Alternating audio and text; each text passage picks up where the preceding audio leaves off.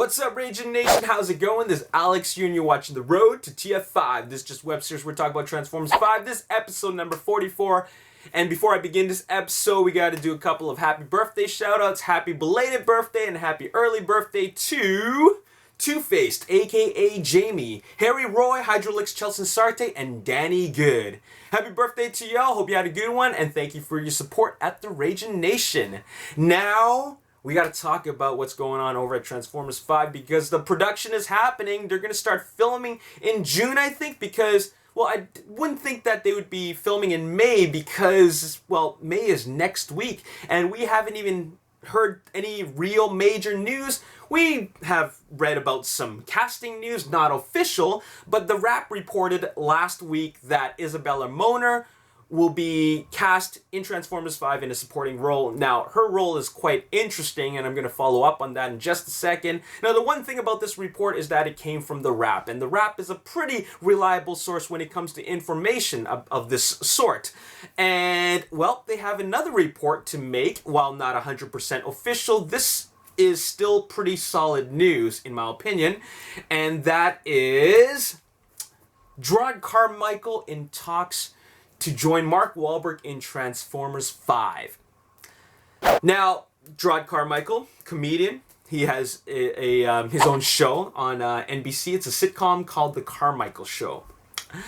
And like I said before, The Wrap is a pretty reliable source for this kind of information. And if Isabella Moner is in Transformers 5, joining the ranks of Mark Wahlberg, I'm pretty sure Jarryd Carmichael is joining as well. And you know why? It's because he's a comedian. He's a comedic actor. And if you've looked at the previous Transformers films, the tone of the films are quite funny. In fact, you can even consider them action comedies. In a way, they kind of are. Because it's filled with action. It's got a lot of comedy in it. And Michael Bay really likes casting comedians. I mean, even in the first film, we had Bernie Mac, we had Anthony Anderson, and even the actor who played Simmons, I forgot his name. It's been a while since I've seen a Transformers film. But anyways, they all play funny roles, even if it's unintentional. The lines they deliver are meant to bring in humor.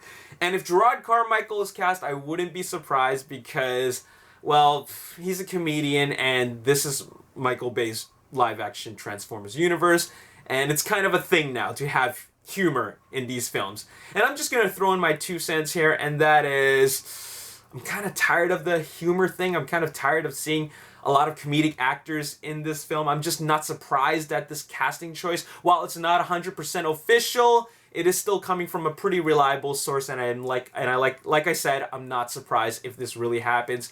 Hopefully, he gets a good role. Maybe it's even a serious role. But at the end of the day, it looks like Michael Bay's still following a formula which he believes works, and by works I mean works at the box office. So anyways, as long as things explode, as long as metal is clanging and robots are battling, that's all that really matters, right? Anyways, so that's all I got to say about the casting news. We're going to see more casting news later on. But what we got to talk about is following up on my previous episode where I talked about the casting of Isabella Moner, and she has a bit of a character synopsis which I'm going to look over again. And that is, according to The Wrap, the 14-year-old actress is being looked at for the role of Isabella, a street-smart tomboy who grew up an orphan and was raised in foster care. She has a small Transformer as a friend, but soon she'll meet the inventor Cade Yeager, who is played by Wahlberg. So now that created a lot of buzz, and it is very, very interesting. In another news report, it did mention that she's from Chicago, and that's a pretty big detail. Now, why Chicago? A lot of stuff has happened in Chicago, and as a matter of fact, a lot of the Transformers films were filmed in Chicago. Transformers Age of Extinction took place in Chicago. It was clearly Chicago. Transformers Dark of the Moon obviously took place in Chicago in the final battle. Well, what else happened in Chicago? Well, during the Battle of Chicago in Transformers Dark of the Moon, a ship came down, which was commandeered by Wheelie and Brains. And Wheelie and Brains fall under the category of the small Transformers that could possibly be used as a pet because she has a small transformer as a friend, and she also lives in Chicago. So, well, let's just go back. You know, let's reverse. Let's hit back in reverse. Like, what exactly happened to Brain and Wheelie? Well, we don't exactly know what happened to Wheelie because Wheelie is assumed to be dead, okay, after that crash. But Brain did survive. He got captured by KSI, and then he was, you know, he had to work on the creation and reverse engineering of the evil Decepticons in Transformers Age of Extinction. But after he got rescued, he went off somewhere. Maybe he went back to Chicago. Who knows?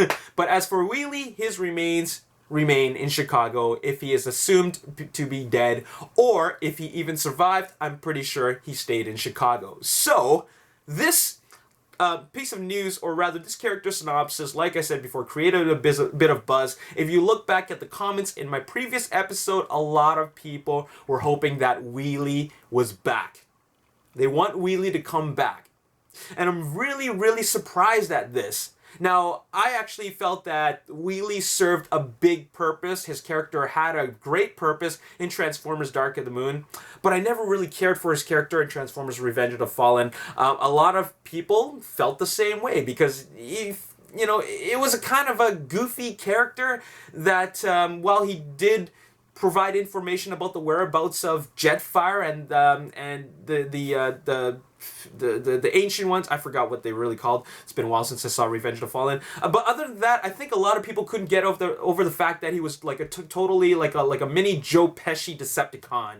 All right, I think a lot of people weren't really down with that concept, and because of that, Wheelie was kind of like an annoying character, but he did prove himself in Transformers Dark of the Moon, making him a character that really saved the day. When you look at the bigger picture, Wheelie saved the day. He saved the Autobots, even though it was kind of unintentional to save all the Autobots. But when he crash-landed that ship and brought down all those other ships, that really saved the day, making the Autobots get out of captivity. So what he did is a pretty big deal, and that is why Wheelie really redeemed himself, thus making the fans really feel that, you know, he is a beloved character.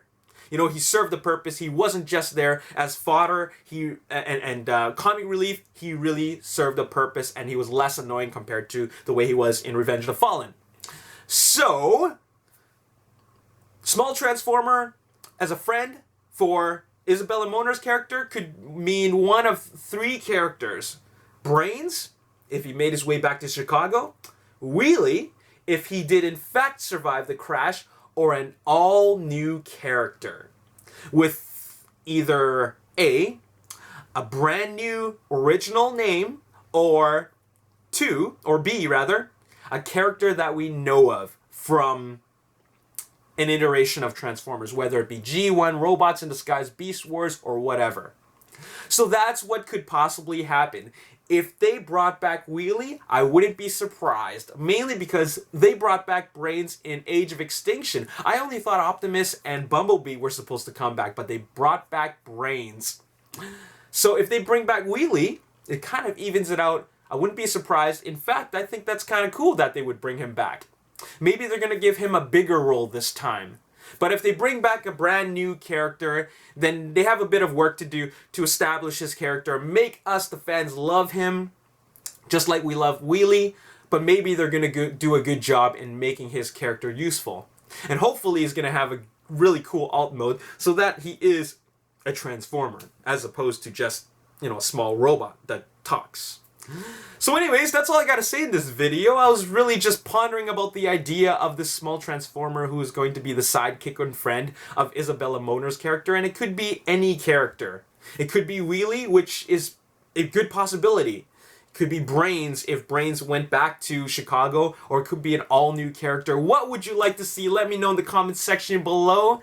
And I have a feeling it could I have a feeling it could be Wheelie. I don't think it could be Brains, even though he was one of the last smaller Transformers to survive. I just feel that we've seen him before, and it's time to bring in something new. Maybe it'd be a new a revelation for the Wheelie character, or a brand new character that Michael Bay is going to introduce into the live-action franchise. What do you want to see? Let me know in the comment section below. And as always, if you want to see more and you enjoy these videos and you want to follow the production of Transformers 5, hit the like button, subscribe to the YouTube channel, like me on Facebook, The Ragin Nation. Also follow me on Twitter at Ragin Nation. My name is Alex Yu. Thanks for watching. I'll see you next time. Peace. Instagram, and all I saw was this. It says, Autobots, let's roll, #Transformers 5.